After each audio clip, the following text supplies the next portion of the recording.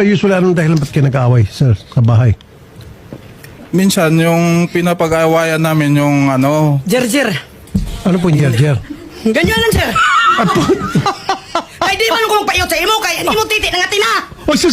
Op. Huwag mo ko tawanan. kasi siyempre, pagod tayo sa trabaho, sir.